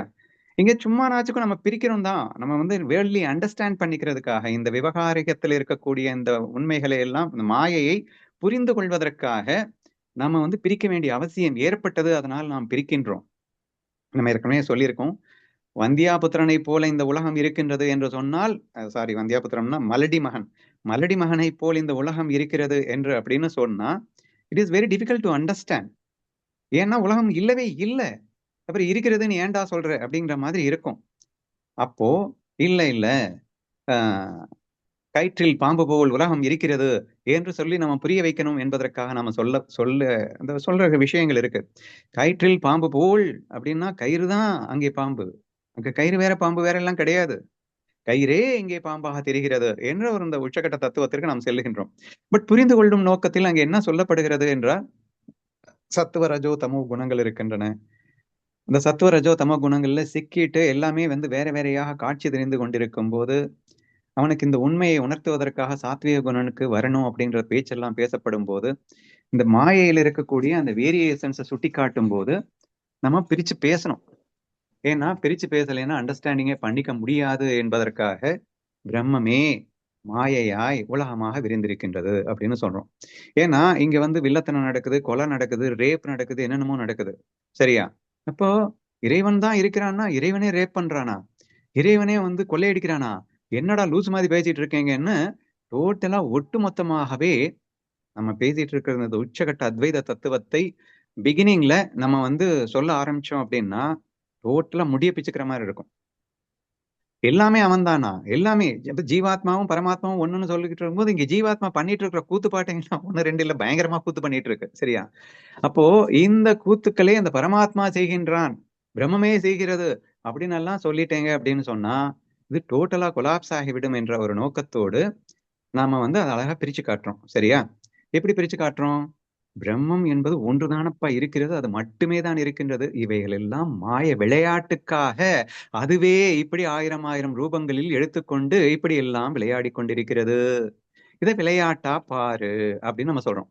இதை விளையாட்டா பாரு அப்படின்னு சொல்லும் போது we should not misunderstand that பிரம்மம் தான் விளையாடிட்டு இருக்கு, பிரம்மம் வேற, இது வேற கிடையாது, பிரம்மத்தின் விளையாட்டு, பிரம்மமே தான் விளையாடிட்டு இருக்கு. சரியா? அப்போ இந்த ஜீவனாக இருப்பது அந்த பிரம்மம் தான், பரமாத்மாவே தான் இங்க ஜீவாத்மாவா இருக்கின்றது. ஆதலால் அது விளையாடி கொண்டிருக்கும் போதும் அந்த பரமாத்மாவே தான் இந்த வேஷத்தில் இருந்து விளையாடி கொண்டிருக்கிறது. அந்த வேஷம் அப்படிங்கிற அடிப்படையில வேற வேற எல்லாமே வேற வேறையா, வேஷத்துக்காக எல்லாமே வேற வேறையா தெரியுது. ஆனா உண்மையில இங்க ஒரு டிஃபரன்ஸும் கிடையாது, ஒரு மண்ணாங்கட்டியும் கிடையாது, இருக்கிறது ஒண்ணுதான், அந்த பிரம்மம் மட்டுமே தான், பரமாத்மா மட்டும்தான். பரமாத்மா மட்டும்தான் ஜீவாத்மாக்களாக அப்படின்றத விட எல்லா ஜீவாத்மாவும் ஆக அப்படின்னு சொன்னா இன்னும் பெட்டரா இருக்கும். இங்கே வளம் இங்க மாய லீலையை விளையாட்டை நடத்தி கொண்டிருக்கின்றன என்ற அத்வைத தத்துவத்தை நாம் புரிந்து கொள்ள வேண்டியிருக்கிறது. சரி, இப்போ ஃபர்ஸ்ட் இந்த வினோதினியும் மேகலாவும் சொன்ன அந்த விஷயம் அப்படிங்கிறது தப்பா, அவங்க புரிஞ்சுக்கிறது அப்படின்னா தப்புன்னு நினைக்கிறீங்களா? பிரம்மத்தை நிர்குணன் நிர்விகாரன் அப்படின்னு எல்லாம் புரிஞ்சுக்க கூடாதா அப்படின்னு நீங்க கேட்டீங்கன்னா, பிரம்மம் நிர்குணன் தான், நிராகாரன் தான், உருவம் இல்லாதவன் தான், எல்லாம் ஓகே. ஆனா இங்கே மாயை அப்படிங்கிறது தனியா இல்லை அப்படிங்கிறத நம்ம புரிஞ்சுக்கணும் அப்படின்னு சொன்னா, அதாவது பிரம்மத்தை விட்டு இந்த மாயை தனியாக இல்லை, பிரம்மமே தான் மாயையாக இப்படி வலம் வருகிறது. அப்போ அந்த உண்மை இப்ப பொய்னே வச்சுப்போம். வினோதினி பாயிண்ட் இன்னும் நல்லா கிளாரிஃபை பண்ணிடுறேன். வினோதினி சொன்னது தவசே தப்புன்னு யாரும் புரிஞ்சுக்கிறாதீங்க, நீங்க எல்லாரும் ஒண்ணுன்னு சொல்லிட்டதுனால. அவ என்ன சொல்ல வர்றா? அது உண்மை அண்ணா, இது பொய் அண்ணா, அது சத்தியம் அண்ணா, இது அசத்தியம் அண்ணா அப்படிங்கிற ஒரு விஷயத்த தான் அவ கொண்டு வர்றா. அந்த உண்மை அது அவ சொன்னது 100க்கு 100 உண்மை. ஏன்னா பிரம்மம் அசங்கனாக, நிர்விகாரான, நிர்குணனாக அப்படின்னு சொல்லிட்டு சுத்த சத்தாக இருக்கின்றான். இங்கே வேஷத்துல பார்த்தேன்னா சுத்தம் இல்ல, இங்க சத்தியம் இல்ல, சத்துவ ரஜோ தமோ குணத்தோட மிக்சிங் எல்லாம் இருக்கு. அதனால அது ரெண்டையும் நான் எப்படி ஒன்றென்று சொல்ல முடியுங்கிற அவளுடைய வாதம் புரிஞ்சுக்க ட்ரை பண்ணுங்க. ஒரே ஒரு சின்ன டிஃபரன்ஸை மட்டும் சொன்னேன்னா ரொம்ப ஈஸியா 2 பேருக்குமே உங்களுக்கு கன்வின்ஸ் ஆயிடும். பரபிரம்மே, உண்மை பரபிரம்மே பொய் மாயையாக இருக்கின்றது. சரியா? அப்போ இந்த ரெண்டுக்கும் டிஃபரன்ஸ் இருக்கான்னா, உண்மை பொய் என்ற அளவிலே டிஃபரன்ஸ் இருக்கிறதே தவிர பரமாத்மாவினே டிஃபரன்ஸ் இல்லை. வினோதினி இப்ப கன்வின்ஸ் ஆயிருப்பான்னு நினைக்கிறேன். உண்மை பொய் என்ற அடிப்படையில் டிஃபரன்ஸ் இருந்தாலும் கூட உண்மையாக இருந்ததும் பரமாத்மாவே, பொய்யாக இருந்ததும் பரமாத்மாவே, ஆக மொத்தத்தில் பரமாத்மா மட்டுமே இருக்கின்றது. இங்கே இதுவும் அதுவே அதுவும் அதுவே என்பதில் எந்த விதமான மாற்று கருத்தும் யாருக்கும் வந்திருக்க முடியாதுன்னு நினைக்கிறேன். சரியா? அப்ப டிஃபரன்ஷியேட் எங்க நீங்க பாக்குறீங்க அப்படின்னு சொன்னா, இது உண்மை சுரூபமாக மாயையின் கலப்பில்லாமல் இருக்கும்போது இருக்கிறது, மாயையின் கலப்புல வரும்போது அது கொஞ்சம் மிக்சப்பா தான் இருக்கு, இல்லைன்னு சொல்லல. சரியா? பட் அந்த அடிப்படையில நீங்க டிஃபரன்ஸ் பார்க்க முடியுமே தவிர, ஆனால் உண்மையாக இருந்த அதே பரபிரம்மம் பரமாத்மா தான் இங்கே பொய்யாக இருக்கின்றது என்பதிலே உங்களுக்கு குழப்பம் வந்துவிடக் கூடாது அப்படிங்கறது மட்டும் தெளிவா புரிஞ்சுக்கோங்க. சரியா? அப்போ கம்ப்ளீட்டா கிளாரிஃபை ஆயிடும் உங்களுக்கு. என்னது என்னது பரபிரம்மே திருடுது, கொள்ளையடிக்குது, ரேப் பண்ணுதா அப்படின்னா, டேய் அதெல்லாம் சும்மா நாச்சுக்கும் பொய்யா விளையாடிட்டு இருக்குடா என்ற அந்த வார்த்தையை நீங்கள் சொல்லும் போது, அப்ப பரபிரம்மன் தான் ஆமா பண்ணிட்டு இருக்கு. யார் இல்லைன்னு சொன்னா? இங்க கொள்ளையடிக்கிறது, ரேப் பண்றது எல்லாமே பிரம்மன் தான், பரமாத்மா தான். இங்க அதை தவிர ஒரு ஒண்ணுமே இல்லைன்னா வேற என்ன பண்றது? அதுதான்டா பண்ணிட்டு இருக்கு அப்படின்னு சொல்லும் போது அந்த ஷாக் ஆகிற வேணாம். ஏன்னா இது விளையாட்டு.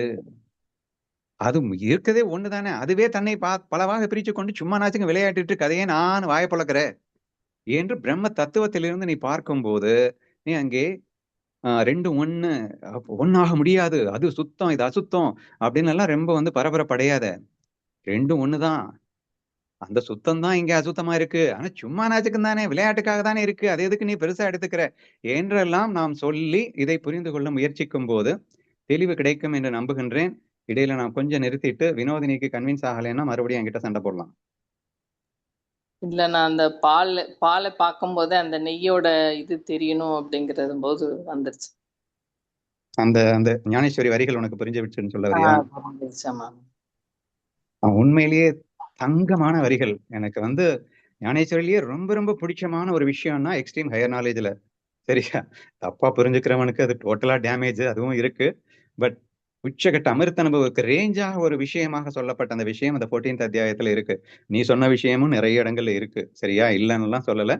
பட் நம்ம எக்ஸ்ட்ரீம் ஹையர் நாலேஜை பேசிட்டு இருக்கும்போது இந்த தருணத்துல நாம் இப்படி புரிந்து கொள்ள முயற்சிக்கலாமே.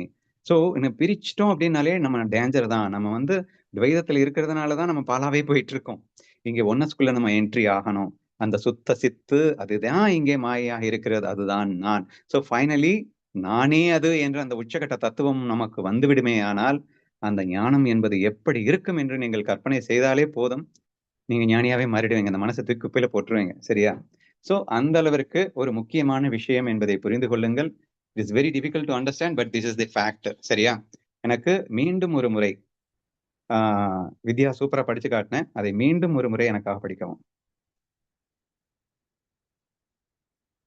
ஓகேண்ணா. ரத்னமும் அதன் ஒளியும் எப்படி வேறுபட்டவை அல்லவோ அப்படியே எனக்கும் இந்த ஜகத்துக்கும் பேதமே இல்லை. திரவத்தன்மையே ஜலமாதல் போலும், அவகாசமே ஆகாசம் ஆவது போலும். இங்க ஆகாசமே அவகாசம் அப்படிங்கிற ஒரு நிமிஷம் வித்யா இரு. ஆகாசமே அவகாசம் அப்படிங்கிறதுல நம்ம தமிழ் பாஷையில புரிஞ்சுக்கிட்டு நான் ரொம்ப கன்ஃபியூஸ் ஆயிட்டு இருக்கேன். அதாவது ஸ்பேஸ் டைம் தியரின்னு அப்படின்னு எல்லாம் நம்ம பேசிட்டு இருந்திருப்போம் முன்னாடி. ஏன்னா நம்ம தமிழ் பாஷையில அவகாசம் அப்படிங்கிறது டைமோட சம்பந்தப்பட்ட ஒரு விஷயமாக இருக்கின்றது. பட் ஆகாசம்ங்கிறது ஸ்பேஸ். அப்ப ஸ்பேஸுக்கு டைமுக்கு ரிலேட் பண்றாரோ என்ற ஒரு சந்தேகம் எழுந்தது. அதை பத்திலாம் டிஸ்கஸ் பண்ணியிருக்கோம். ஆனா நான் ChatGPTலயும் இங்க இருக்கிறவங்கள்டையும் அனலைஸ் பண்ணும்போது சான்ஸ்கிரிட்ல அவகாசம் அப்படின்னா ஒரு சிறு இடத்தில் அடைக்கப்பட்ட ஆகாசம் என்றுதான் பொருளாம். சரியா? ஆகாசம் அப்படின்னா எதனாலும் அடைக்கப்படாத ஒரு வெற்றிடம், ஒரு குறிப்பிட்ட அண்ணா மகா ஆகாசம் கட ஆகாசம் அப்படின்னு சொல்லுவாங்கல்ல, அந்த மாதிரிதான் இங்க ஆகாசம் அவகாசம். அவகாசம்ங்கிறது ஒரு மட ஆகாசம்னு எடுத்துக்கோ, ஆகாசம்ங்கிறது மகா ஆகாசமா எடுத்துக்கோ. இப்படித்தான் சான்ஸ்கிரிட்ல அவகாசத்துக்கு விளக்கம். இது நீங்க தமிழ்ல அவகாசத்துக்கு டைம்னு ஒண்ணு இருக்கு, அதனால நீங்க மிஸ்டேக் பண்ணிக்கிட்டீங்க அப்படிங்கிற மாதிரி ஒரு விளக்கம் தான் நமக்கு வந்தது. அதனால ரொம்ப நம்ம கன்ஃபியூஸ் பண்ணிக்க தேவையில்லை. நீங்க இந்த ஆகாசமே அவகாசமாக இருப்பது போல அப்படின்னு ஞானதேவர் சொல்றதை பார்க்கும்போது நீங்க கட ஆகாசம் மகா ஆகாசம் அப்படிங்கிற மாதிரி நீங்க இமேஜின் பண்ணிக்க ட்ரை பண்ணுங்க. நீ கண்டினியூ பண்ணிப்போ. அவகாசமே ஆகாசம் ஆவது போலும், தித்திப்பே சர்க்கரையாவது போலும், நெருப்பே ஜுவாலையாவது போலும், தளங்களே தாமரை பூவாதல் போலும். ஆனா ஒரு சந்தேகம், எல்லாமே ரத்னம் அது ஒளி அப்படின்னு சொல்லும்போது, நெருப்பு ஜுவாலை அப்படின்னும் போது பிரம்மமே இதுவா வந்திருக்குன்னு சொல்றதுதான் ஃபர்ஸ்ட் இதெல்லாம். அப்போ இங்க அவகாசமே ஆகாசம் ஆவது போலும் சொல்லிருக்குண்ணா, ஆகாசமே அவகாசம் சொல்லலையே. சரி, அப்ப அடுத்தடுத்த எக்ஸாம்பிள் கூட வந்து நீ சொல்ற ரிலேஷன்ல தான் வரும். அடுத்த எக்ஸாம்பிள் படி. ஆமா. தித்திப்பே சர்க்கரையாவது போலும், தித்திப்பு நெருப்பே சக்கரை ஜுவாலை. ஓகே தான், நெருப்பு ஜுவாலை ஓகே தான். அடுத்து ஓகே. தளங்களே தாமரைப்பூ ஆதல் போலும். இந்த இடத்துல மிஸ்டேக் தளம். வருது பாரு. ஆமா ஆமா தாமரை ஆமா பூவே தலங்களாவது ஆமா போலும் அப்படின்னாதான் கரெக்டா ஆமா. இருக்கும். சரியா? அதே மாதிரி அடுத்தும் ம். வந்து உள்டாவா தான் வந்தது. அடுத்தபடி அடுத்து கரெக்ட். மரமே கிளை பழம் முதலியவை அது ஆதல் போல். கரெக்ட். அதுக்கு அடுத்து தப்பா கரெக்ட். வந்தது. ஆமா ஆமா. பனிக்கட்டிகள் ஒன்று சேர்ந்து பனிக்கட்டிகள் ஒன்று சேர்ந்து ஹிமப்பர்வதம். ஹிமவத் பர்வதம் ஆவது போல். சோ இதுல நம்ம எப்படி புரிஞ்சுக்கணும் அப்படின்னு சொன்னா, இந்த ரெண்டையும் எந்த அளவுக்கு அவர் பேதப்படுத்திடக்கூடாதுன்றதுக்காக இந்த அளவுக்கு அவர் ம். எழுதியிருக்காருன்னு எனக்கு புரிஞ்சது. சரியா? ம். சோ பொதுவா வந்து நம்ம என்ன சொல்றோம், இதுதான் இது, இதுதான் இது, இதுதான் இதுன்னு சொல்லிட்டு இதுதான் அதுன்னு சொன்னா அவனுக்கு என்ன வலிக்குது? இப்ப எந்த அளவிற்கு இந்த பிரம்மத்தை வந்து இந்த மாயையில அது வந்திருந்தா கூட அதை பிரிச்சிடக்கூடாது என்பது ஞானதேவருக்கு தோன்றி இருந்தால், எக்ஸாம்பிள் போடும்போதே கூட ஒரு 3-4 எக்ஸாம்பிள் அப்படி போட்டு ஒரு 3 எக்ஸாம்பிள் இப்படி போட்டிருக்காரு அப்படிங்கிறது உண்மையில் ஆச்சரியமான விஷயமாக நான் பார்க்கின்றேன். யாருக்கும் டவுட் இல்லைல்ல இப்போ? இல்ல இல்ல. கண்டினியூ. பால் உறைந்து தயிராய் விடுவது போலும், நானே விஸ்வம் என்று பெயர் கொண்டு இவை அனைத்துமாக அமைந்திருக்கிறேன். சந்திரகலையை சந்திரனிடத்திலிருந்து உரித்தெடுத்துக் கொள்ள முடியாதது போலும், நெய் உறைந்து உருக்கப்படாமல் இருக்கும் போதும் நெய்யாகவே இருப்பது போலும், தங்கக்காப்பு உருக்கப்படாமல் இருக்கும் போதும் தங்கமாகவே இருப்பது போலும், வஸ்திரம் நூல் நூலாய் பிரித்து வைக்கப்படாமல் இருக்கும் போதும் நூலாகவே இருப்பது போலும், குடம் பொடி செய்யப்படாமல் இருக்கும் போதும் மண்ணே போலும், விஸ்வமாய் அமைந்திருக்கும் தன்மையை போக்கிவிட்ட பின்தான் என்னை கிரகித்துக் கொள்ளக்கூடும் என்பது இல்லாமல் எல்லா வஸ்துக்களாலும் நிறைந்திருக்கும் விஸ்வமாய் இருக்கும் போதே அந்த விஸ்வம் நானே என்று அறிய வேண்டும். வித்யா, நெய் உருக்கப்படாமல் இருக்கும் போதும் என்ற இடத்திலிருந்து ஒவ்வொரு எக்ஸாம்பிளையும் உனக்கு புரிந்த வகையில் விளக்கி சொல்லுமாறு கேட்டுக்கொள்கிறேன். நெய் உறைந்து உருக்கப்படாமல் இருக்கும் போதும் நெய்யாகவே இருப்பது போலும், நெய்யோட நெய் வந்து அதனோட நெய் வந்து பிசிக்கல் அப்பியரன்ஸ்லயோ அது மத்த இதுலயோ ரெண்டுமே பாக்குறதுக்கு வேறதான். நெய் வந்து லிக்விடு, உறைந்து இருக்கும்போது அது வந்து சாலிடு. அது வந்து பாக்குறதுக்கு இதுக்கு வந்து மாயையில வந்து இந்த டிஃபரன்ஸ் தெரியறது வந்து இந்த இடத்துல டிஃபரன்ஸ் தெரியற மாதிரி இருந்தாலும் அதனோட தன்மை வந்து அந்த நெய் வந்து அதேதான். நெய் வந்து தன்மைன்னு பார்க்கும்போது ரெண்டும் ஒண்ணுதான். ஈக்குவேட் பண்ண வித்யா. அதாவது இந்த இடத்துல நெய்யை நாம் பிரம்மம் என்று எடுத்துக்கொண்டால், ஆனால் அதுவே அது வந்து கட்டியாக மாறி ஜீவனாக மாறுகிறது என்று நீங்கள் எடுத்துக்கொண்டால், மாயையாக மாயையில் அது கட்டியாக மாறுகிறது என்று எடுத்துக்கொண்டால், அந்த மாயையை போக்கிவிட்ட பின் தான் அப்படின்னா அதை உருக்கி அதை நான் மறுபடியும் லிக்யூடா பார்த்த பிறகுதான் அதை நெய்யின்னு ஒத்துப்பேன். இது வந்து நீங்க உருக்காம வந்து அப்படியே கட்டியா வச்சீங்கன்னா அதை எப்படி நான் நெய்யின்னு ஒத்துப்பேன் என்றெல்லாம் சொல்லணும்னு அவசியம் இல்லையே. நெய் உருக்கப்படாமல், நெய் உருக்கி அதை திரவத்தன்மை கொண்டு வராமல் இருக்கும் போதும் அது நெய்யே போலே. அப்படி எக்ஸ்பிளைன் பண்ணுமா ஒவ்வொன்றுக்கும்? நெய்க்கு சொல்லிட்டேங்கண்ணா. தங்கக்காப்பு உருக்கப்படாமல் இருக்கும் போதும் தங்கமாகவே இருப்பது போலும். தங்கம் அப்படிங்கறதுதான் நமக்கு இங்க பிரம்மன்னு எடுத்துட்டோம்னா, இந்த தங்க காப்பு வந்து ஜீவன் அப்படின்னு நம்ம எடுத்துட்டோம்னா, இந்த தங்க காப்பு வந்து வேற மாதிரிதான் தோணுது. தங்கம் வந்து நம்ம தங்க காப்பு வந்து தங்கம் இல்லாம உருவாக்க முடியாது இல்ல. சோ தங்க காப்பு வந்து அந்த ஷேப்பை நீக்கி அதை வந்து ஒரு உருக்கி அதுக்கப்புறம் தான் நான் தங்கம் அப்படிங்கறது வந்து நான் அக்செப்ட் பண்ணிப்பேன் அப்படிங்கறது இல்ல. தங்க காப்பா இருக்கும் போதே, உருக்கப்படாமல் இருக்கும் போதே அதனோட தன்மையில நம்ம தங்கம் புரிஞ்சுக்கிறோம் இல்லையா? அந்த மாதிரி ஜீவனா இருக்கும் போதே அதுதான் பிரம்மம் அப்படிங்கறது நம்ம புரிஞ்சுக்கலாம். பிரம்மம் இது ரெண்டுக்குமே வித்தியாசம் இல்லை அப்படின்ட்டு. வஸ்திரம் நூல் நூலாய் பிரித்து வைக்கப்படாமல் இருக்கும் போதும் நூலாகவே இருப்பது போலும். இங்க நூலுன்னு சொல்றது வந்து பிரம்மம். நூல் எப்படி இந்த வஸ்திரம் ஆகுறது, அந்த எல்லாமே ஒரு மிக்சிங்ல நமக்கு வஸ்திரமா கண்ணுக்கு தெரியுது. விதவிதமா கலர் கலரா துணிகள் டிஃபரன்ஸ், அது எல்லாமே இந்த டிஃபரன்ஸ் எல்லாம் வஸ்திரத்துலதான் இருக்கே தவிர அந்த நூல் தான் இந்த வஸ்திரமா ஆயிருக்கு. அந்த டிஃபரன்ஸ் எல்லாம் வஸ்திரத்துலதான் இருக்கே தவிர அந்த வஸ்திரத்தை பிரிச்சாதான் அந்த நான் நூல் அப்படிங்கறத வந்து நான் புரிஞ்சுக்கணும்னு அவசியம் இல்லை. இந்த நூல் தான் வஸ்திரம் அப்படிங்கிறது தெரியுது.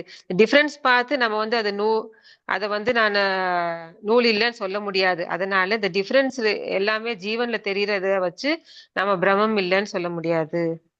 Okay. வஸ்திரத்தை மீண்டும் பிரித்து அதை நூலாக மாற்றிய பிறகுதான் அதை நூல் என்று நாம் ஒப்புக்கொள்ள வேண்டிய அவசியம் இல்லை. அது வஸ்திரமாக இருக்கும் போதே அது நூல் என்று நாம் ஒப்புக்கொள்ள முடியாதா அப்படின்னு கேட்கிறா. Next example.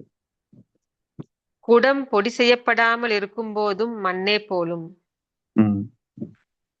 மண்ணு அப்படிங்கிறது பிரம்மன்னு எடுத்துட்டோம்னா அங்க குடம் அப்படிங்கிறது குடம்ங்கிறது மண் குடம்னு சேர்த்து சொல்லு. மண்குடம். மண்குடம் அப்படிங்கிறது வந்து ஜீவன். இந்த ஜீவன் வந்து சைஸ்ல பெரிய குடம் சின்ன குடம் அப்படின்ட்டு சைஸ் வேற வேற டிஃபரன்ஸ் எல்லாமே குடத்துலதான் மண் குடத்துலதான் இருக்கே தவிர அது வந்து மண்ணுதான் இந்த மண் குடமா வேற வேறையா வந்திருக்கு. இந்த மண் குடத்தை வச்சு அது பொடி செஞ்சு அது எதனால் ஆனது அப்படிங்கறது பார்த்து மண்ணு அப்படிங்கறது புரிஞ்சுக்க வேண்டிய அவசியம் இல்ல. பொடி செய்யப்படாமல் இருக்கும்போது அது மண்ணுதான் அப்படிங்கிறது நமக்கு தெரிகிற மாதிரி இந்த டிஃபரன்ஸ் எல்லாமே நம்ம ஜீவன்ல இருக்கும் போதும் அது வந்து பிரம்மமே இப்படி ஜீவனா இருக்குது அப்படிங்கறது புரிஞ்சுக்கணும். இது வந்து மண்ணு குடமா இருந்தாலும் மண்ணுதான், குடத்தை உடைச்சாலும் மண்ணுதான், உடைக்கிறதுக்கு முன்னாடியும் மண்ணுதான், எல்லாமே மண்ணுதான் அப்படிங்கறது மாதிரி இந்த எக்ஸாம்பிள் எல்லாமே வருது அப்படின்னு நினைக்கிறேன். எல்லா எக்ஸாம்பிளும் அப்படிதான் வருது. ஓகேவா? ஆமா ஆமா. ஓகே, எல்லாரும் தெளிவா இருப்பீங்கன்னு நினைக்கிறேன்.